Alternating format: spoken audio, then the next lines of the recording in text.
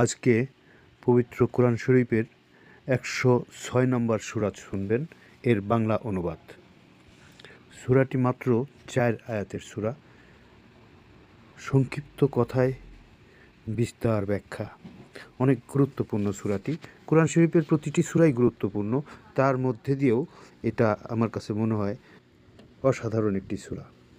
শুনুন এবার বাংলা অর্থ। দয়াময় পরম দয়ালু আল্লাহর নামে। যেহেতু কুরাইশের আসক্তি আছে তাহাদের শীত ও গ্রীষ্মের সফরে, অতএব উহারা ইবাদত করুক এই গৃহের মালিকের, যিনি উহাদেরকে ক্ষুধায় আহার দিয়েছেন এবং ভীতি হইতে উহাদেরকে নিরাপদ করিয়াছেন। সূরাটির অনেক বড় ব্যাখ্যা। খুব অতি সংক্ষেপে এটাই বলা যায়, কুরাইশদের উদ্দেশ্যে আল্লাহ বলেছেন, যেহেতু কুরাইশদের আসক্তি আছে উহাদের শীত ও গ্রীষ্মের সফরে। আসক্তি বলতে আমরা অভ্যেস বোঝাই।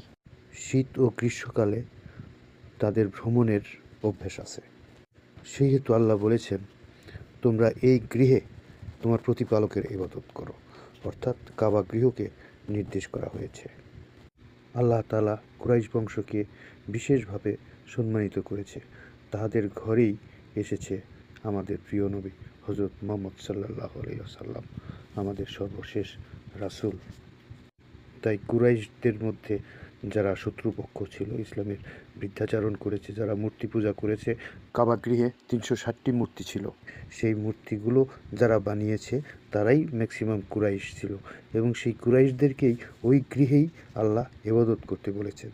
যেহেতু আল্লাহই ত্রাণকর্তা, ক্ষুধায় আহার দান করেন এবং নিরাপত্তা দান করেন আল্লাহ, সেই হেতু আল্লাহরই ইবাদত করার জন্য তাদেরকে ইঙ্গিত দেওয়া হয়েছে এই সূরার মধ্যে। ধন্যবাদ।